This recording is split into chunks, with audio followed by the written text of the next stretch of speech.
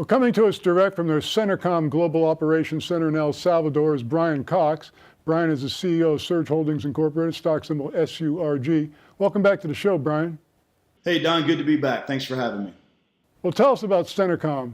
Yeah, it is interesting. And Centercom, I tell you, the best way to describe it is I think we would have considered Centercom maybe 10, 15 years ago what we would call an outsourced call center or a phone room.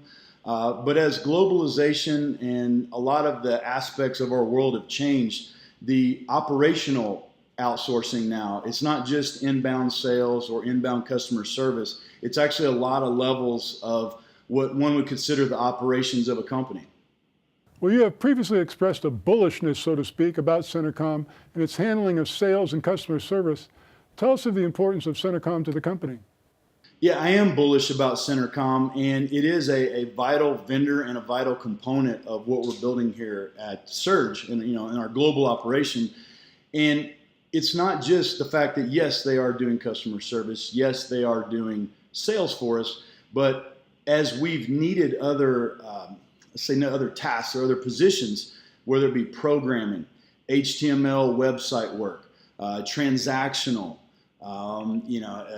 All kind of revenue assurance. I mean, you name it for SURG, and not only for SURG, but also the other companies that Centercom provides these services for.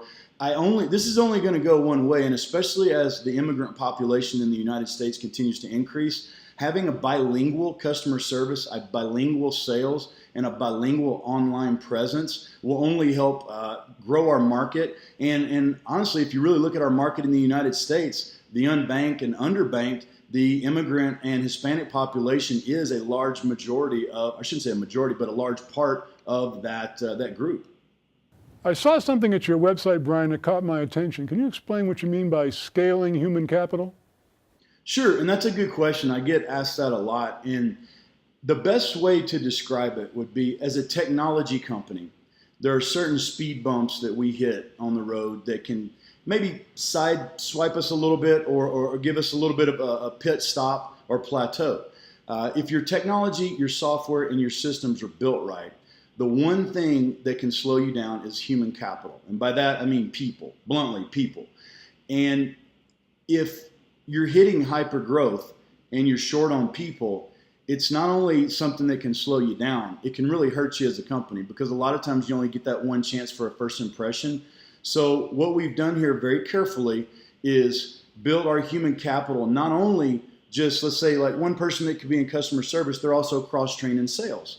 A person in sales could also be cross-trained in other aspects. Or let's say SURG Phone Wireless could share outsourced help, operational help, from the same types of folks that are helping in True Wireless, or some of the other subsidiaries that we own and we're pushing forward now. So the ability for this not to be a hindrance to our growth, and like I told you before, Don, we've been in this business before. I've been on this lap of the life cycle of a company before, and we know what to expect. And the first time around, that was one of the challenges I had. And I've laid the infrastructure down here and in the States to make sure that we're able to just to blow past that and not slow down when we hit hyper growth. Well, there have been hints that perhaps SURG may acquire an ownership stake in Centercom. Can you shed any light on that possibility? Yeah, I tell you, that's one reason I'm down here now, not only to pat people on the back and encourage and to, work with our leaders, but it's also, we're in the final stages of negotiating a deal where we can acquire a minority stake in Centercom. And why I think that's important? Well, for two reasons. Number one, the most important part of it is when you are getting into growth and you're getting married to certain vendors, you want to make sure that your cost controls are stabilized, and you can create a pro forma over the next year, 2 years, 3 years, where you're all things being equal, such as like we talked about, the human capital side of things can be made into more of a documented Excel sheet where you can build and ramp and project. Well, if you don't have control over your costs and someone else does, that can be a big problem. All things are not equal now. So it's not only the original reason that I did engage Centercom for this was to control costs. And as I've dug in, I tell you what, it's pretty exciting. I didn't realize the multi-billion-dollar industry of BPOs. And by the way, They're not call centers. They're business process outsourcing, BPOs. The BPO business in the nearshore market, which is the upper Central America part of the Horn, it's a big business. And the other companies that Centercom is working with are growing rapidly. They're sending more business down here. As a matter of fact, I believe Centercom will be looking for a new location here soon because it's busting at the seams. And it's a way for us also to take something that, as we move and grow, is a big expense. We can turn that expense that would just be a bottom line expense into an investment in an asset that we have a stake in. As we approach the end of 2018, what are the main goals you'd like to achieve in the coming year? Tell you what, the main goals we'd like to achieve, 2018 was a year where we had some things that we need to take care of from a corporate governance side, from a communications side, from let's just call it a prepping for the future side. The infrastructure has been built, the software is ready, the people are ready, they're trained. We've brought in some great team members even in the last 60 days. So what I would look as we close out 2018 is basically packing for the big road trip.